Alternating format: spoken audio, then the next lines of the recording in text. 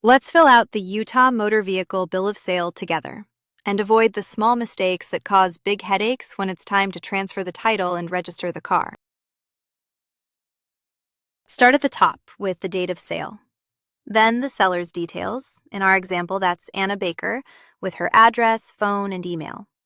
Then the buyer's, Ben Carter, with the same. 2 quick habits. Enter each name exactly as it appears on that person's ID and on the title. A nickname or a typo can stall the transfer later. And don't leave any line blank. If something doesn't apply, write NA. An empty box is an invitation to change the document after it's signed.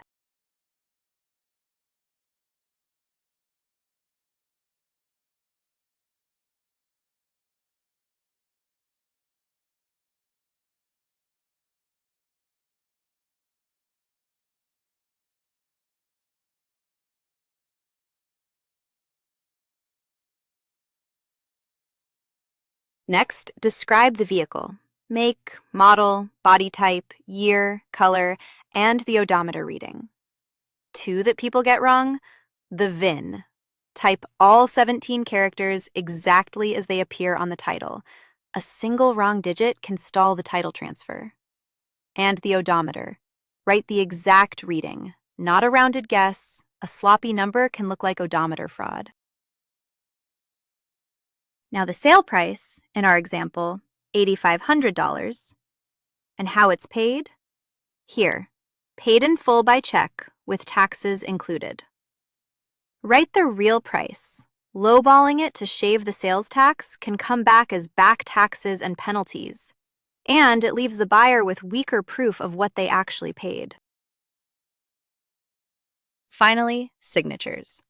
The seller and the buyer each print their name, sign, and date. 2 things before you're done. An unsigned or undated bill of sale may not hold up, so make sure every signature has a date beside it. And make 2 copies.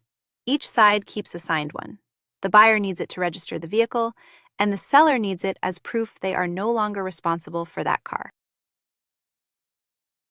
Welcome to this quick guide on vehicle bill of sale requirements. When completing a bill of sale, you can write it by hand or type it out and print it. Just make sure it's written in ink, not pencil. The seller will need to provide their full name, address, and signature on the document. And the buyer will need to include their name and address as well. You'll also need to include the purchase price of the vehicle and an odometer disclosure, so both parties have a clear record of the mileage at the time of sale. Make sure to include the vehicle title information as part of the documentation. And if there's a lien on the vehicle, the seller should reach out to their bank or credit union to get that taken care of before the sale is finalized. The good news is, no notary is needed to sign off on a title, so you won't have to worry about that extra step.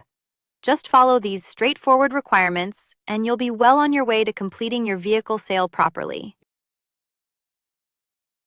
Your state also offers an official bill of sale, TC 843, if you prefer it. Remember, this is general information, not legal or tax advice.